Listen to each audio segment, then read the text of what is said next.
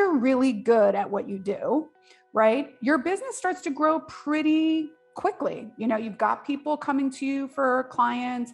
You're starting to fill up your classes. They're telling people, if you're a PT, doctors know you, you know this service.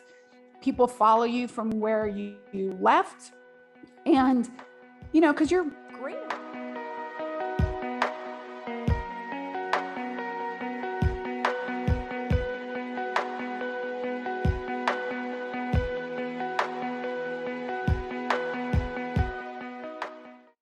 Hey there, everyone.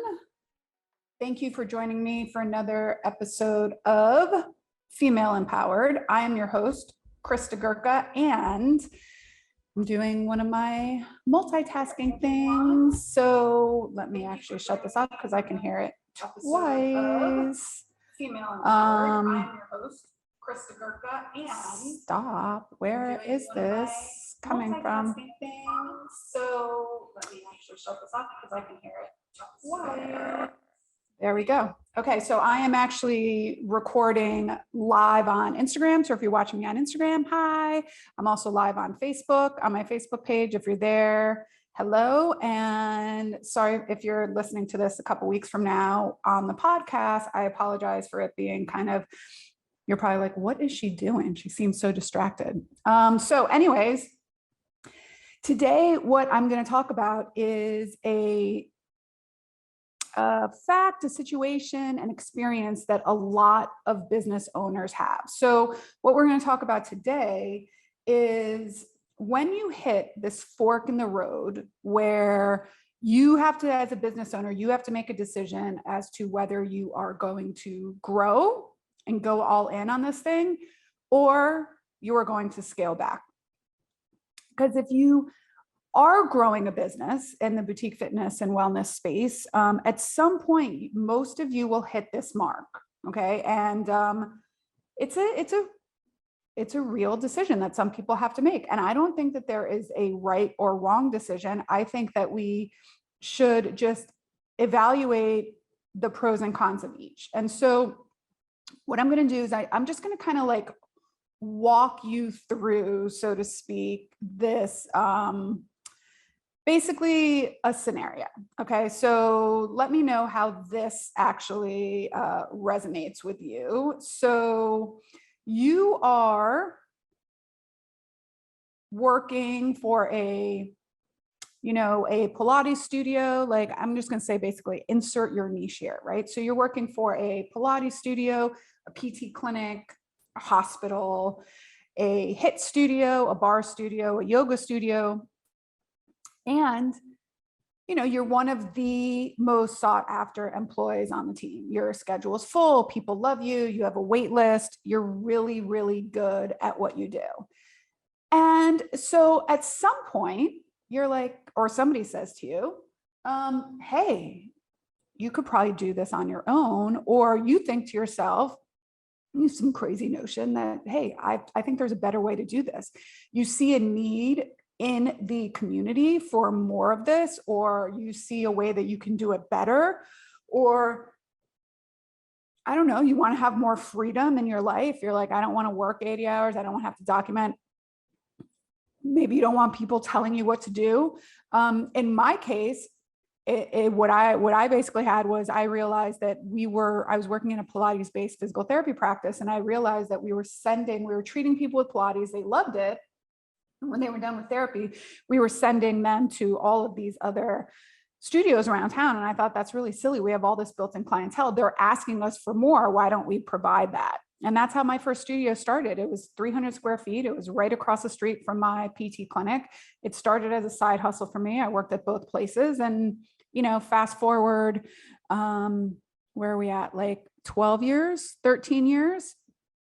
And I just looked at my numbers today, and we just passed the $11 million mark. So I'm pretty damn impressed, considering that we've had a pandemic somewhere along the way. So that's really exciting, just passing that $11 million mark. And now I'm officially an 8-figure business. And couldn't be more proud of myself. But it didn't start like that. It started with this little side hustle. And I didn't know what it could grow into. So let me get back to this picture I'm painting you. So you start the side hustle and you decide to go, or maybe some of you decide to go feet first, like just jump right into the deep end and go full-fledged into this journey of entrepreneurship. So because you're really good at what you do, right, your business starts to grow pretty quickly. You know, you've got people coming to you for clients, you're starting to fill up your classes, they're telling people, if you're a PT, doctors know you, you know this service, people follow you from where you left. And you know, because you're great at what you do. And so your schedule is getting full, because really, if it's just you at the beginning, what you need 4 or 5 people to come a couple times a week, or 6 or 7 people, and they tell their friends, and et cetera, et cetera. If you're doing it virtually, as a lot of people are doing now, it starts to grow pretty quick. You're starting to bring in money. And then all of a sudden you get so booked with clients or classes that you're like, you forget, you get behind on all the other stuff, returning emails, answering the phones. Who's going to answer the phone? When can I return the phone calls of all the voicemails I get when I'm treating patients? Or who knocked on my door when I was in the room and I had to keep the door closed? And you're returning emails at midnight because you're afraid of leaving money on the table, or you're afraid that somebody called and they wanted a schedule and now you've left, you know, a couple $100 because nobody was there to answer the phone, or you need to post on social media and you're getting behind, God forbid, in billing or paying yourself, which I see a lot. You know, and you're burning the candle at both ends. And all of a sudden you're like, holy crap, there's a whole lot more to growing a business or running a business than I initially anticipated, right? Because the stuff that you're good at, which is teaching classes, being with clients, treating them, et cetera, it doesn't really feel like work for you. You could do it with your eyes closed, but the other stuff like reconciling books, looking at your metrics, posting on social media, that's all those new things. And you're not giving yourself the time to actually learn those things, right? So what do? You do what a lot of people tell you to do, hire help, right? And so you're like, okay, I'm full, I'm busy. I'm going to hire some help. So whether that be another clinician and an instructor, or maybe you hire some administrative help, but here's what happens. Instead of delegating to those people, you abdicate, right? All my Crown fans out there, right? You abdicate the throne. I didn't even know that was a possibility until I started watching The Crown, but I digress. You're abdicating responsibilities. You're like, oh, this person knows what to do, just go treat patients, or you know what to do, teach a class, or you know what to do, answer the phone. But the problem is they don't do it exactly like you, because you didn't teach them how to do it. You didn't know you had to teach them how to do it. You can barely there's barely enough time in the day for you to keep doing this stuff. And the thought of actually like training somebody is daunting. And here's where you get to the point that now, not only are you seeing a full caseload of clients, you're now managing other people, right? Which is also a full-time job.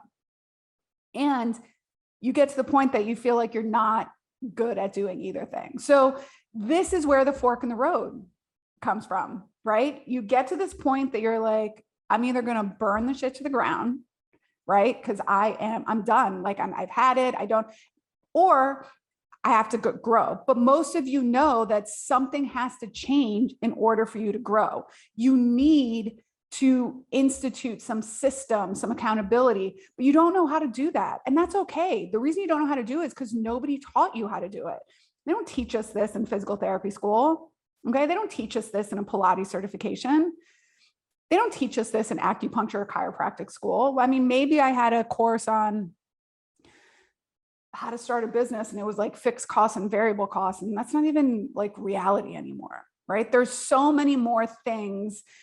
It's a whole new system out there, like running a business, owning a business and owning a business that runs are two different things.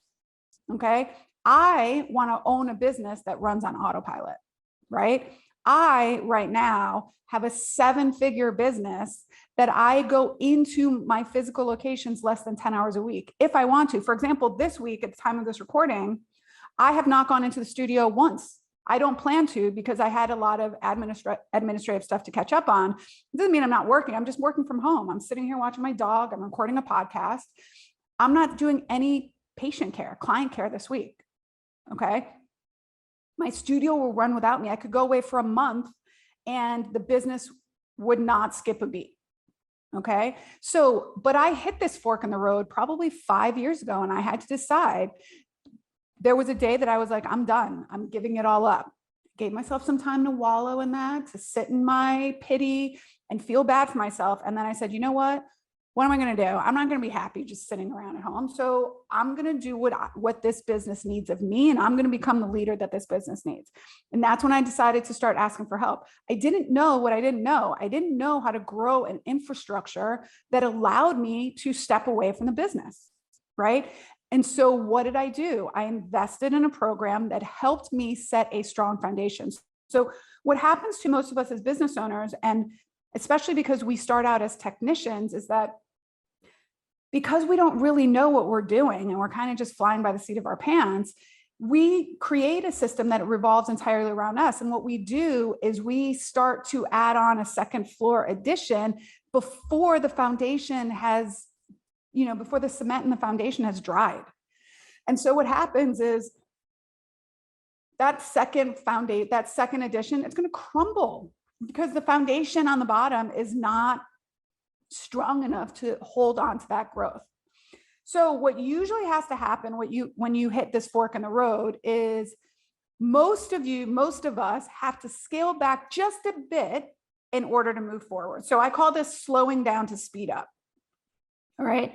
We have to slow down just a little bit so that we can put the infrastructure in place so that we can speed up 6 months, 12 months, 18 months down the road.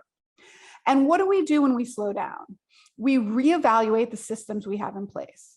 We create an onboarding system for when we do have new people join, right? It's not just like, here's your first day, sit at the desk, answer the phones.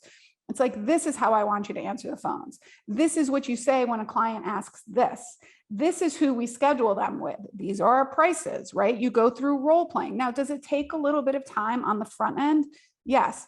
Did it take me probably 12 to 18 months to put this in my business? Yes. But fast forward 4 years, I'm not going into the studio this week at all. Not once. Okay. I'm going to go away for 2 weeks, and will I work while I'm away? I might work when I'm away, but it's not really doing day-to-day things. It's like somebody has to, hey, Krista, where do we have this form, or so-and-so needed this. The last time I went away for a week, I had a few people call out sick and the air conditioning broke. Nobody even called me. It was glorious. I really initially, when I started my business, I never thought that we would get to that point.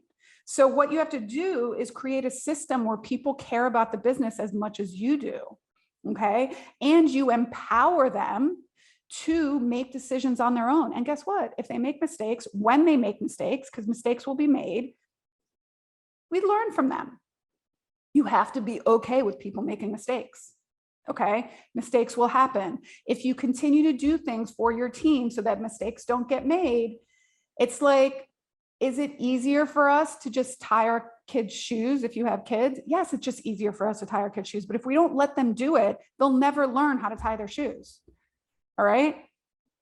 It's like awful sometimes. Like if you have kids or nieces or nephews or whatever, and you've ever sat there watching them tie their shoes or put their shoes on and their socks, and you're in a hurry and you're just like, let me do it for you. It's grueling to let them do it. Or if you have teenagers and you're watching, like reading them do a paper or turning in homework, and you're like, oh, I noticed that that's wrong. If you continue to do things for them, they will never learn. It's the same thing for your team.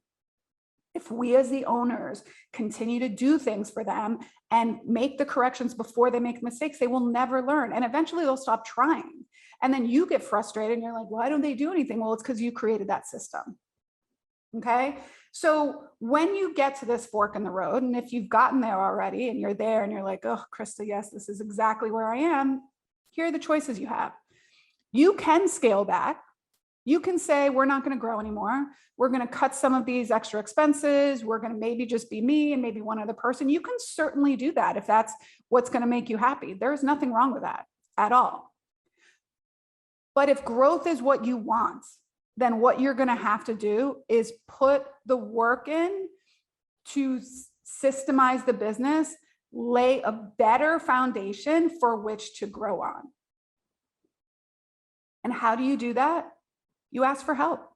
You get a business mentor that's been there and can walk you through the process. All right. This is what we do in our inner circle.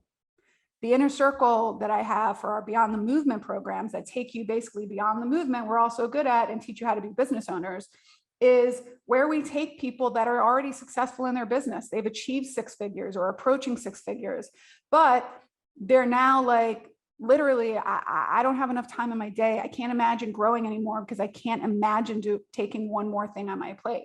So what we need to do is help you streamline and fine tune your business, figure out where the lowest hanging fruit is, figure out what you need to put in your business now so that when you grow, what automations, what processes can you put in there? So as people start to join your team, you're doing less and less and less and less and less of the day-to-day work and doing the things that really light you up, that you're really passionate about. And if that's client care for some of you, then stick with client care, right? If that's being visionary and goal setting and growth potential and that, then do that. And you can go back and forth if you want to, right? So if you're at this fork in the road and you're really saying to yourself, I don't know where to go from here, I have to make a decision of whether something's got to give, apply for the inner circle. At the time of this recording, enrollment is still open. I believe we have 3 spots available. And I don't say that like as a scarcity thing. I say that because I've capped the group at 10 women and we currently have 7 in the group. So we will have, once we get 10, we will not enroll more people until someone either graduates, moves on, or leaves the program. So once we get 3, we will be at capacity until December of 2022. All right. So if you're interested, okay, I invite you to get on the wait list or go directly to the sales page. You can go to www.kristagurka.com/mentorship, www.kristagurka.com/mentorship. Learn all about the program and you can apply there. If you don't think you're ready to join the program now, but you want to be on the wait list, you can go ahead and go to the www.kristagurka.com/BTM-mentorship waitlist. That's a whole lot of stuff, but there is a link in my Instagram bio. If you're looking, you can go there and get on the wait list. All right. If you want to just apply, go ahead and go to kristagurka.com/mentorship.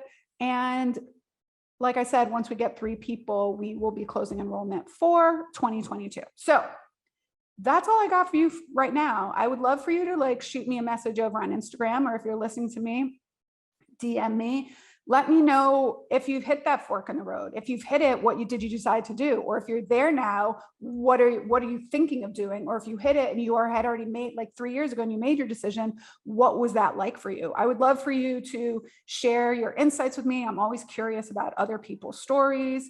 And that's all I got. So until next time, my friends, bye for now, everyone.